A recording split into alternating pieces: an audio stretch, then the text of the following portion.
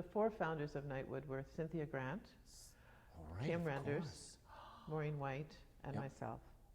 Wow. Yeah, Banyuta became in the circle, as did Anne Marie. Right. But the four founders were four of us. And the first show was Goodnight Desdemona?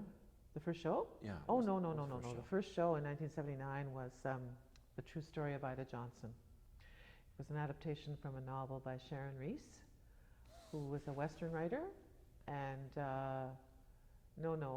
Desdemona didn't come along until almost when I was leaving. It was a workshop when I was there. And I think it went out the next year when Maureen came in, somewhere in there. Anyway, it was the late 80s when Desdemona went out. Maybe I should ask the question this way. The United States, for the first time in its history, has decided to put a woman I know, on a black its woman on currency, the, isn't that amazing? which is amazing. It's amazing that it's amazing. So in terms of Nightwood and the beginning of women's voices in Canadian theatre, could you sort of describe the steepness of the challenge that the four of you faced? Okay, here's an anecdote for you, Robert. How much less steep is the hill? When we formed Nightwood, 78 we did the first workshop, 79 we did the first show. Clark Rogers, who was director at Theatre Passe Muraille, assistant director, associate director, called us Nightwood Theatre. That's how he nicknamed us. The thinking being that the only reason four women would make a theatre company was because they had a sexual interest in each other.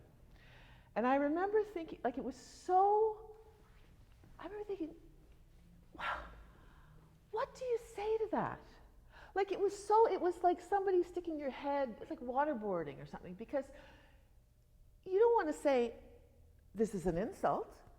It wasn't an insult in the sense of we could have easily been lesbians, we just happened not to be. But it was the idea that you could be reduced to your sexuality. He was very good at that. Just bring you down. What do you do to that? It was just, and I think we have come a ways from that. I don't think anybody would think that or say that. Maybe they might think it, but that was not uncommon. That was, Passe Muraille was the boys' theatre. We were the little girls' theatre.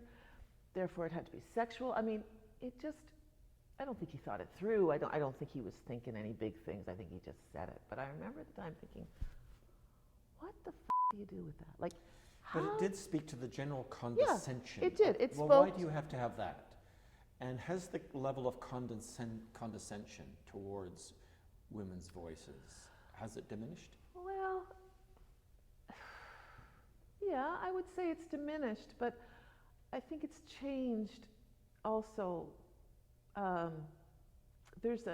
Unfortunately, there is the illusion amongst a good sizable chunk of younger women that the battle has been won and that there's no problem anymore, there's no issue. Now, that's not everybody by any means, but I think like our theatre history, you have to have some sense of history, you have to learn things, you have to realize, and unless you have that sense of history, you assume that everything you've got now is permanent, set in stone, and it will never change. And that's what having a sense of history teaches you, that in fact things come and things go, and there's Donald Trump, and there's abortion, and there's women being, put in prison for abortion. These things they're all just bubbling like this. And I like to believe that we're moving forward. I've always been kind of an optimist. But it's really a very, very delicate situation, I think. And the minute things turn a little harsher, the economy, it's like being an environmentalist until the price of oil falls and everybody's losing their jobs. And then it's harder to be an environmentalist. And I think it's the same thing with any kind of ethnicity or any kind of group. It's like, oh yeah, until the shit hits the fan on some level, and there's some, oh, you're just giving, we don't, there comes in a counter reaction against special interest groups and suddenly there's kind of a sense that we don't need that, or that's a bad thing, or so. It's a hard question to answer, Robert. I haven't given you the statistics are still not great. There has obviously been movement forward. We still have a country where if Peter Hinton does at the National Arts Centre a season of all female playwrights and directors, that's a big headline. And it's never a headline when it's all men. It's not even noticed. So that has not changed. I mean, enough. We still have that situation. Yeah. But I'm optimistic. And who are the strongest women writers? Wendy? In this Judith, country today?